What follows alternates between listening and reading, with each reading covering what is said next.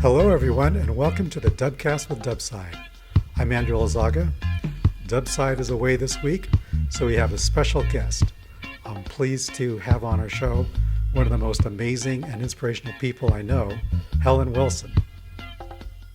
Helen Wilson is the president of Kayak USA.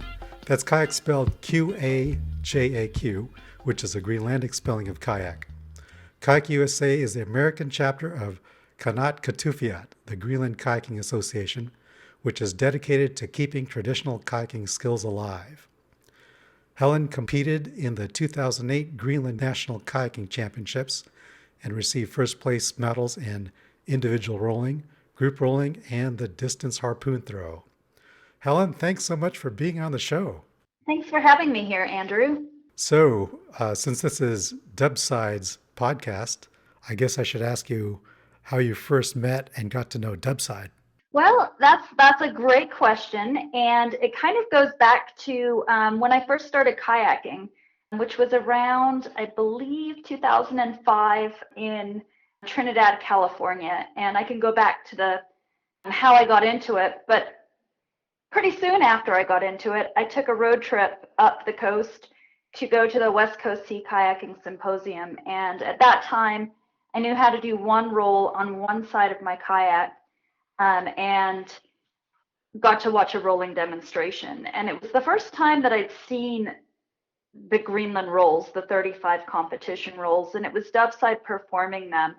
I immediately knew that I wanted to explore them, and it just looked like so much fun watching Dubside roll around in the water. I have a background in synchronized swimming, so for me it seemed like a really natural progression where you don't have to point your toes.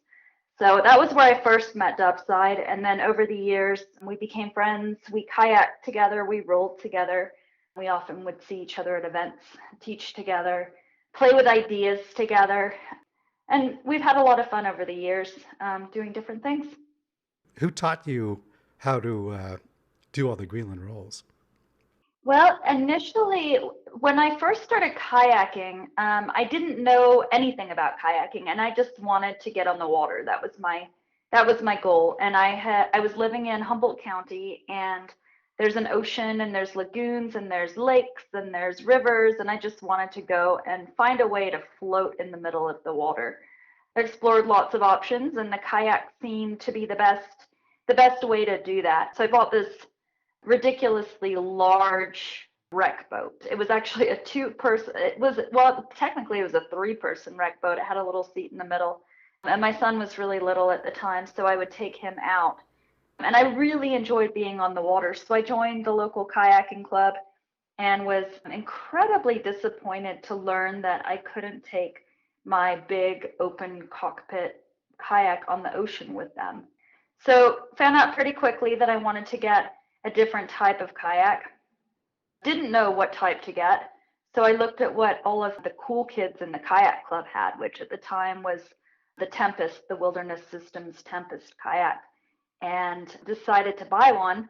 Went to the local store, and they had three models, small one, a medium one, and a large one, and they were all the same price. And as a new kayaker, I was thinking, well, why would anyone buy the small one when the big one's the same price? So ended up with a really big Wilderness Systems Tempest. And of course, kayaks are not cheap. So it wasn't like I was going to go and buy another one as soon as I realized I'd bought the wrong size. So I learned all the rolls in that Tempest, the Tempest 170, and I'm glad I did because it made me really pay attention to the rolls, because it was a big, heavy kayak that you really had to have good technique for some of the harder rolls to work. And one of the times that I ran into Dubside, I was having a hard time doing the forward to forward finish hand roll in that kayak, which is a pretty tricky roll. And I was blaming it on the kayak. I was saying, yeah, this kayak is just too big and too heavy, and I need something that's really tight and will roll well. And I could do the forward finish hand roll in other kayaks. And of course, Dubside did what he likes to do to people and hopped in my kayak and showed me how it did do a forward finish hand roll. And me being a little bit competitive, decided that I would need to do it as well. So soon learned how to do that forward finish hand roll in that kayak, as well as all of the other forward finish rolls. So that's, yeah, one of the many times I met Dubside. But I think the reason I got into Greenland style was actually because I was paddling on a lagoon with a group of the sea kayakers, and this is Explore North Coast Sea Kayaking Club in Northern California. And I had bought a Werner, some kind of Werner paddle, used. Somebody had sold me a used one, and I had my big Tempest, and I just couldn't get into the flow of the water. My paddle felt splashy, and of course, when you're a new kayaker, your technique is all over the place. But one of the people on that paddle, Michael Morris, handed me a Greenland paddle, and I immediately loved it. Immediately knew I wanted to use a Greenland paddle, and he ended up making one for me, and giving it to me at a Christmas party through Explore North Coast, and I just love it. I actually still have that paddle. It's really beat up, and it hangs on the wall because at this stage it probably would break pretty easily, but I learned a lot of my rolls, if not all of them, with that paddle. And then Michael actually encouraged me to go up to STIX, which is the South Sound Traditional Inuit Kayak Symposium, which takes place in Puget Sound in Washington. And that is a Kayak USA sanctioned event. And it was there that I discovered skin on frames and tulips and a lot of the things that go along with Greenland style kayaking. So it was really exciting for me to be there. And at the time, I was raising my son and working at a newspaper and wasn't making a lot of money. Actually, I was making very little money and kind of struggling to get by. Somebody at that event, Bob Kellen, he offered to build me a skin on frame kayak, and there was a price tag attached, of course. It was a little out of my price range. And working at the newspaper, it was about a week later that I was at an event and entered my name into a raffle and won the exact amount of money that Bob wanted to charge. So I thought, wow, this means I get the kayak. That's so definitely a sign. It was definitely a sign, and I ended up driving up. I couldn't take a lot of time off work, so I went up Thanksgiving weekend so that I had a couple of thrown in vacation days there, drove up from Northern California to Washington, thinking that Bob had actually built the kayak, and it was not built. It was started, but it had a long way to go. And Bob was working in a bakery with his wife, and at first I was really disappointed. It's like, where's the kayak I bought? But then after I went through this process of Bob teaching me how to build the kayak, he would show me how to do something, and then he would go inside his bakery and work, and he would come back out to check on me, and it would either be good or we would redo it. And I worked hard. I mean, for anyone who's built a skin on frame, there's a lot of work that goes into it, and you do want it to be good. I mean, you're building it. I was building mine to go on the ocean. And when I left with that kayak, and I remember this because it was snowing, I was so thrilled that I had made this kayak myself. And then I was even more thrilled when it actually floated and moved and did all the things I wanted it to do. And had that kayak I still have that kayak, don't really paddle it much anymore. But over the years, it's been reskinned and rebuilt and had things changed, and a lot of people have been involved in that process, including Wolfgang Brink and Michael Morris, and that was my first skin on frame kayak. Yeah, and Dubside as well has paddled that kayak, and John Peterson from Greenland raced it, and I don't think it was his favorite kayak ever, but it worked. So yeah, that was my first skin on frame. Wow. Did you learn to roll first using a standard Euro paddle? I did learn how to roll using a standard Euro paddle, and it was in a swimming pool. I had gotten an email from a couple of people from the Explore North Coast Kayaking Club, John Day and Mike Zapeno, to meet them at the pool and learn how to roll. And I did pick it up pretty quickly. It took one session, and I did get it pretty quickly. But as I mentioned, I have a background in synchronized swimming, so that roll came quickly. And then as I was learning the Greenland Roll, some of them came really easily. Some days you'd pick up 2, 3 in a day, and then other days you would just get stuck. It took me months and months to learn the storm roll. I think that was the hardest roll of all of the rolls for me to learn, including straitjacket roll and including all the brick rolls. Those were way easier. The storm roll, I just could not get. And I think I have to understand things for them to work for me. And it was so frustrating that I couldn't understand the storm roll enough to get it to work for me. And so I would find myself, the two places I always think about rolls is the shower or when I'm driving. And so I would think about this storm roll and I would think about the things that needed to happen to make it work. And then I would go and try them out and they wouldn't work. And then one day it just clicked for me. And I think it was that storm roll that made me really realize the frustrations that people go through when they're learning to roll. And for me, it was the storm roll, but for other people, it's the first roll or the balance brace or the side sculling or a hand roll or whatever the roll is. There's those barriers that people have. And so I started listening to the students and listening to the frustrations and then trying to come up with not just a one way to teach that role, but a way to teach it so that in lots and lots of ways to teach it so that it really hits each and every individual student, because I do feel that people learn differently. And, you know, one thing that I like to say when people are learning a standard role is put your eyebrows underwater. Or put your chin in the air. And that's actually saying the same thing. It puts the head in the same position. But for some people, putting your eyebrows underwater will be the cue. And for other people, putting your chin in the air will be the cue. So just learning different ways to say things, learning ways to support students in the water where they feel safe, they feel protected. When you get a brand new rolling student and you put them in a kayak and you tell them you're going to teach them to roll, I mean, what they're thinking is, you're going to flip this kayak. I'm not going to be able to breathe. Where's my grab loop? How do I get out? And you haven't even started yet, and you've already got that fear element. So one way that I like to teach rolling, well, the way I like to teach rolling is to take the kayak away. Students are much more comfortable floating on their back in the water than being in a kayak. And so if you can take away the things that scare people, then you're creating a learning environment for them. Also, as I mentioned, being able to say things in different ways, eyebrows underwater, chin in the air. When I do demonstrations, I just take the paddle away. I roll with an invisible paddle. The roll has to do with your body.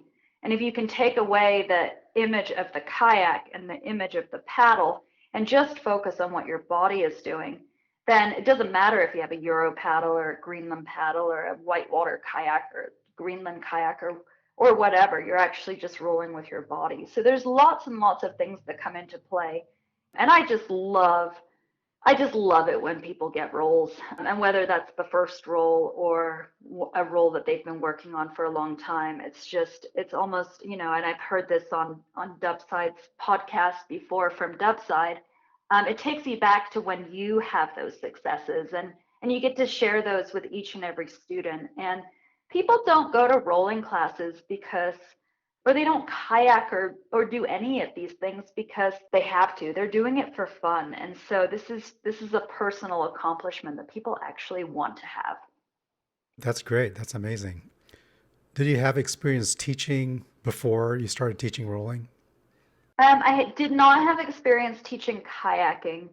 I didn't know I was going to be a kayak instructor. The whole Greenland thing came as a surprise to me. You know, I mentioned how I got really passionate about learning the rolls, but I never had any intention of teaching or going to Greenland. And I would just take my kayak out and roll it. I had my Norsok, and I had the Greenland rolling list on one side written in Greenlandic and then written in English on the other side. And I was working really hard to learn the names of the rolls, to learn the rolls. And I would go out there and a little bit obsessively and just roll either in the lagoon in Humboldt County or in the ocean in Trinidad, California. I was really lucky. I had an amazingly supportive community, and you know, I couldn't even name all the people that supported me. my friends decided to send me to Greenland. And so this is how my website, Greenland or Bust, came up. It was actually a fundraiser to try to get me to Greenland. And my friends put together this fundraising party where restaurants donated food and breweries donated beer, and people showed up and they paid $25 to come to this party to get me to Greenland. And it was just really incredible, the amount of people who really wanted me to go. And at the time it was like, wow, Greenland's really far away, and can I take the time off work? Yes, I can take the time off work. I'm going to do this. Sherry Perry had a program called Send Them to Greenland, and she picked me this year, to give me funds to get to Greenland. And then Qaannat is based in Arcata, California, and they wanted to sponsor me by providing a dry suit and then actually a plane ticket as well. Wow. So I ended up just having all of this support that I wasn't expecting, and went to Greenland. And Dubside was there that year. We met in Copenhagen, and yeah, it was really neat. He showed me around Copenhagen. We flew to Greenland together. He introduced me to people. We ended up renting a little house. I don't even know if house is the right word. It was more like a little condo. In Greenland, a lot of times people will just rent out their home and I guess go stay with friends or relatives. And so the place has their personal things in it.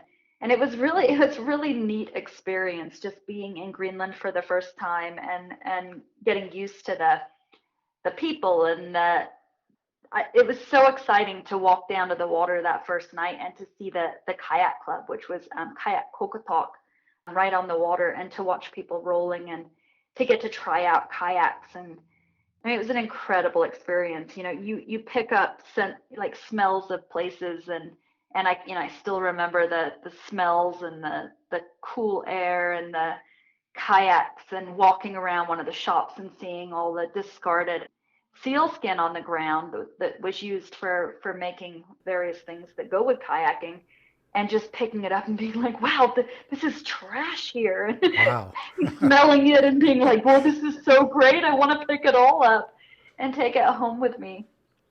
And so going to Greenland the first time was just incredible. And then going back to your question, I did really well in Greenland. And I think, I'd been practicing so much, and I hadn't gone there. I'm not really a competitive person as far as in actual competitions, but I did really well. And so when I left, I had all these supporters, and the word got out that I had done really well. And then people started asking me if I would come to their events and teach and present. And I realized that I liked teaching as much, if not more, than doing it myself. And that if a student didn't learn immediately what I was teaching, then it was a personal challenge for me to come up with the words or the technique to help that student. And I am a strong believer that anybody can roll. You just have to practice, and you have to understand what you're doing, and then take away that fear element. If you're scared, you're going to be tense, and you're going to be not moving with the water. And the trick is really to let the water support you, and to work with it and not fight against it. And the more you can use the water to help you, the less you're using like your shoulders or your fist or whatever. You have to kind of go into this just relaxed state and just move with the water. It's like a dance. How did the idea of going and competing in Greenland come up? I think that when you work through a competition list, there's the word competition in there. And so people around you are saying, well, where's the competition? When are you going to go and compete? And I actually competed in 2008 and then again in 2010, and then went back to the competition in 2012, but that was actually part of an expedition. So I was more focused on the expedition than the actual competition. But at this stage, I've been to Greenland, I believe, 5 times. So, but different parts and for different reasons.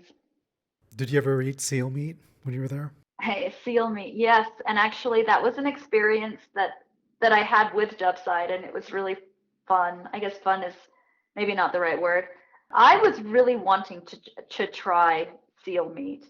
At the time, I didn't eat any meat, but I wanted to go and embrace the culture. I wanted to do everything the Greenlanders did. I wanted to speak their language and eat their food and sleep in the same place, and I wanted to do everything they did because I was so excited to be there and so fascinated by everything that was going on. And so one of those goals was to try the seal meat. Somebody at the competition said, "Oh, I have some dried seal.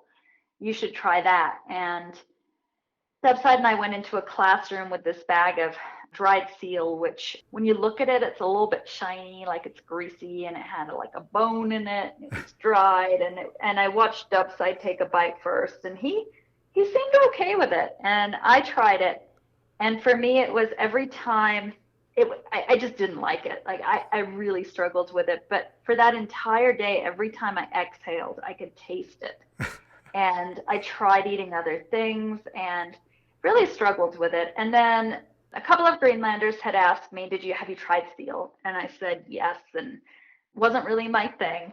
And they said, and I told them about the dried seal, and they said, "Oh, no, you have to have seal stew, not dried seal." And so did it again, and I was a little bit nervous about it. This time I was going in knowing what that exhale taste was. It was more of a stew.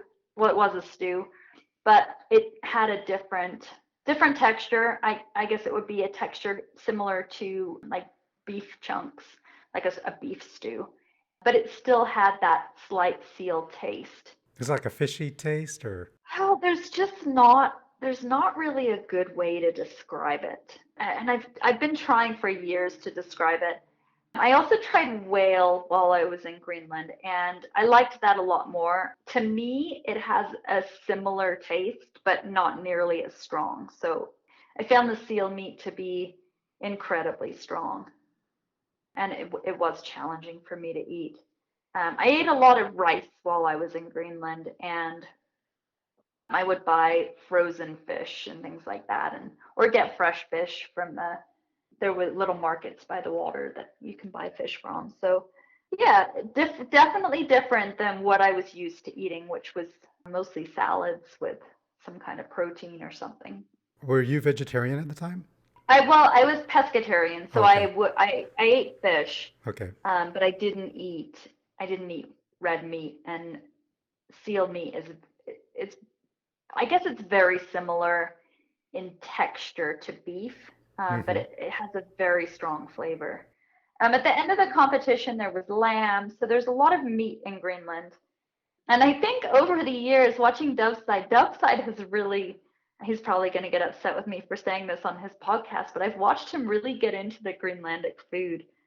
In the US, he has a very limited diet, and yet in Greenland, similar to me, he tries to embrace the culture, and he seems to really enjoy Greenlandic food. He wanted me to ask you about Greenlandic coffee. Greenlandic coffee is amazing. So I had heard about Greenlandic coffee and read about it and all of this. Greenland does have some really nice restaurants, which are really for tourists, and they've got the extended menu and everything's kind of fancy. And I had heard about the Greenlandic coffee quite a bit and really wanted to try it. I actually have a video somewhere of the Greenlandic coffee being made, but they come to your table and they pour a whole bunch of alcohol from up high, and they light it on fire, and there's little sparks that represent things, and there's parts of it that represent the northern lights, and there's the cream that represents the icebergs, I believe. And each part, they tell you the story and what everything in this drink represents.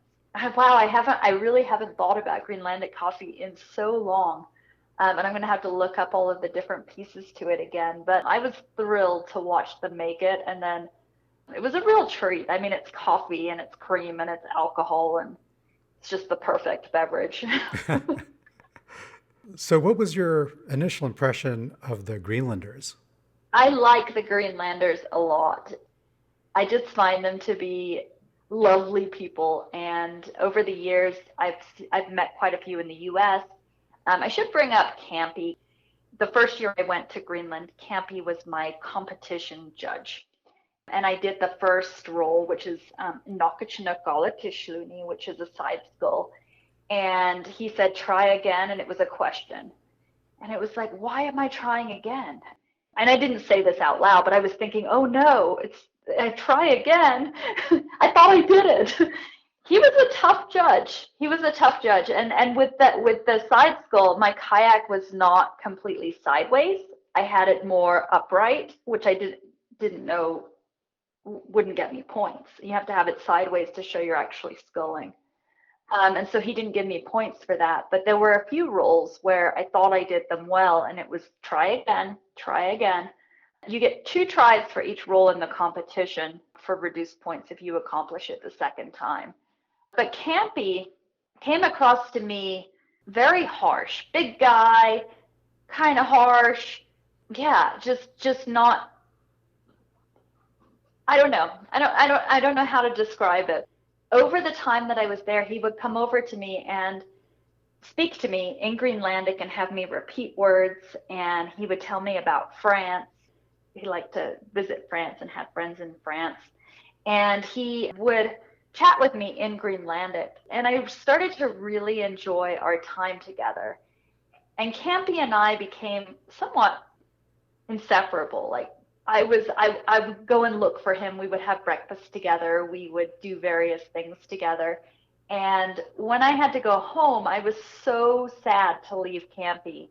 And I went to the airport, and my flight had been canceled because of fog. And I just remember running out and finding Campy and saying, oh, we have a few more days. And Campy just being so wonderful. And after I left Greenland, for a while, I would write to Campy in incredibly broken Greenlandic, because I was really trying to learn Greenlandic and to show Campy that I was trying to learn Greenlandic. And then he would write back to me in very broken English, and we would have these conversations by email. The other times when I've gone to Greenland, Campy's been standing there just on the water waiting for me if I was paddling in from an expedition, or just looking for me. And I just have really, really appreciated that friendship. Unfortunately, Campy passed away last year, and I was so sad to see that. He definitely had similar impressions on other people, and really great guy. So Campy's somebody I really bonded with, and maybe the person I bonded with most while I was there. But there were definitely other people who I did team rolling competitions with, or just met in various places and chatted with. The language barrier can be challenging. If you're not understanding Greenlandic, it is difficult to get to know people. So that was one of the challenges I had when I was there, was you really want to get to know people, and yet you don't know how to say very much. It's like, hello, thank you. That's about it. So I've definitely built some friendships over the years, and have seen various Greenlanders come to Kayak USA events in the US, or seen them in Europe or other countries. And I'm always impressed with the rope gymnastics. The Greenlanders grow up, a lot of them, just doing ropes. You see ropes in the children's playgrounds, and I was incredibly impressed with the rope maneuvers. And you get women who come with heels, and I have a great picture of a woman with heels and like a sequin top, and she just jumps on the ropes and just Oh, wow. really amazing. And it's like, wow, she can even do it in those shoes. And I'm like patting myself and getting weird spotted bruises all over my legs from these rope gymnastics. And yeah, it's pretty amazing. The ropes I was incredibly impressed by. Did you get to know Maligiaq while you were there, or had you met him earlier? I had met Maligiaq before. Okay. So I had met Maligiaq a few times in the US, and I did see him in Greenland. And Maligiaq, over the years, we became really good friends, and we've done a lot of things together as well. Actually, Maligiaq, Dubside, and I have taught together quite a few times, and we make a really good team, because we all have slightly different ways of doing things, but I think they support each other really well. So possibly my two favorite people to teach with as far as Greenland style. We definitely formed quite a strong team there. You want to talk about your expedition around Greenland? Well, I've guided a few expeditions in Greenland, on the East Coast and South Coast a couple of times, and a little bit on the West.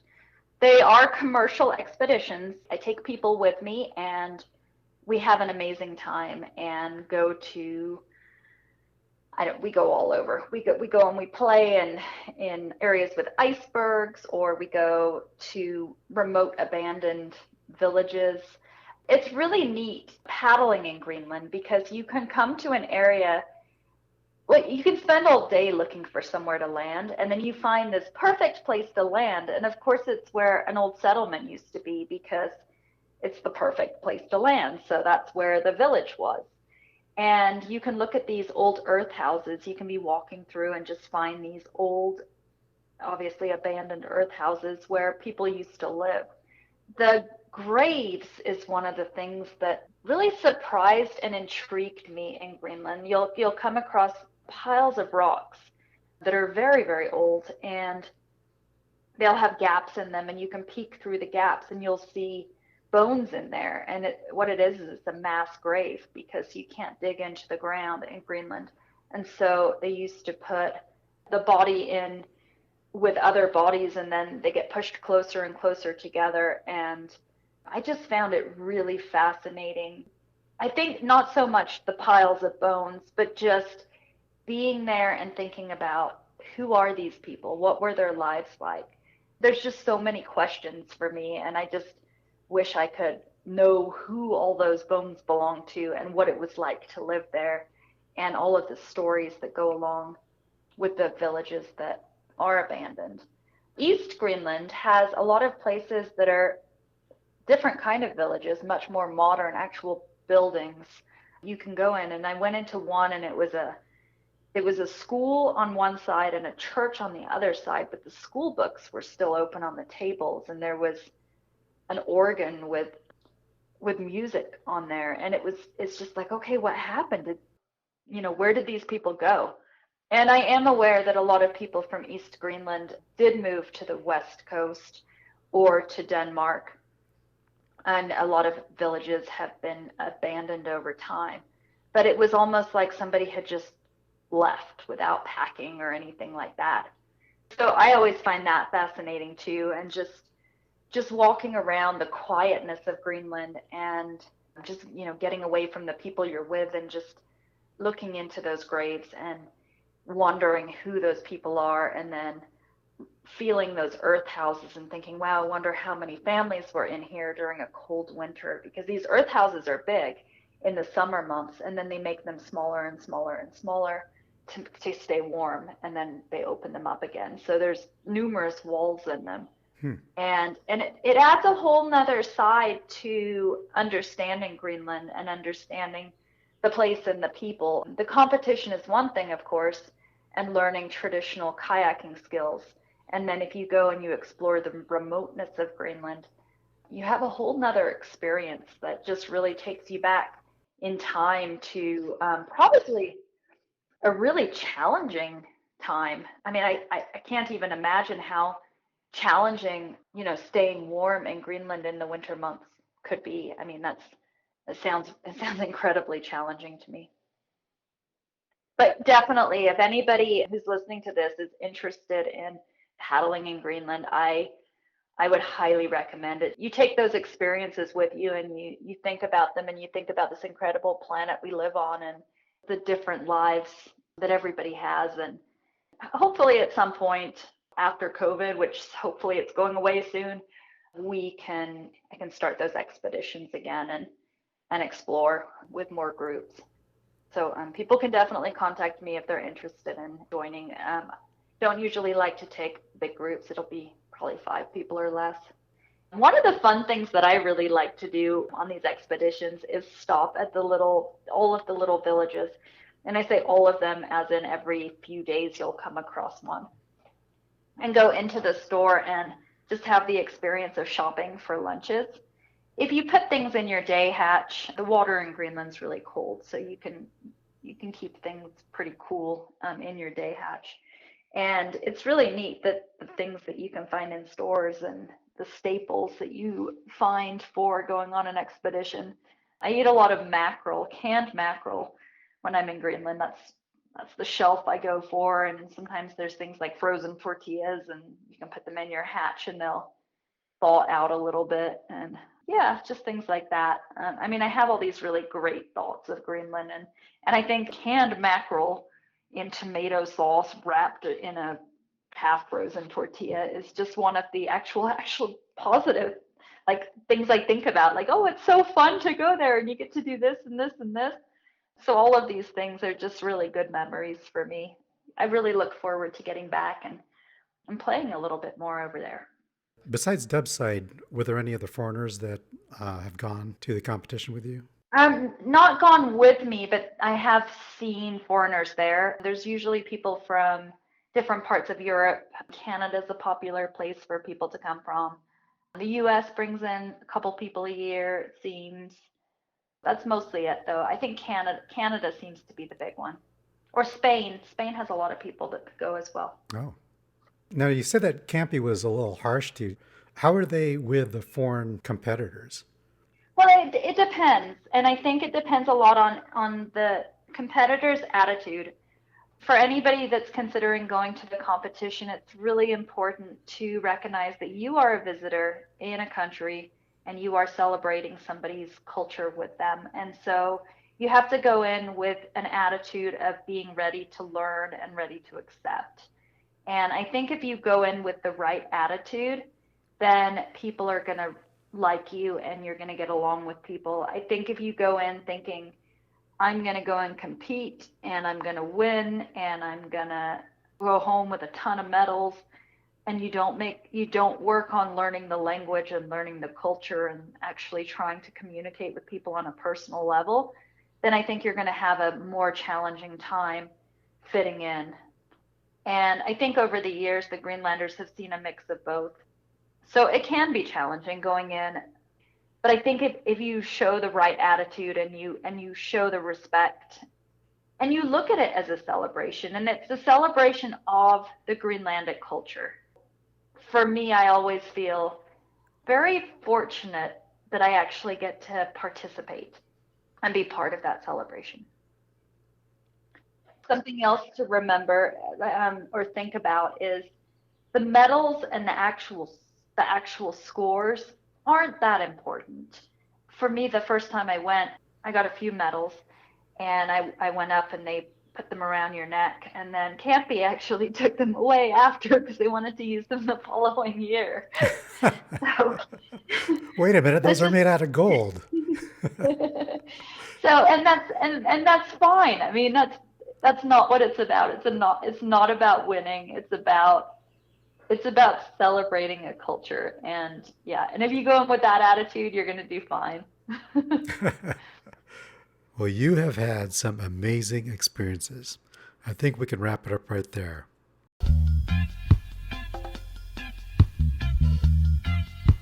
Helen, how can people find you on the internet? My website is www.greenlandorbust.org. And I also just want to say thank you, Andrew, for having me on the show, and to Dubside, who, of course, is an inspiration to so many people.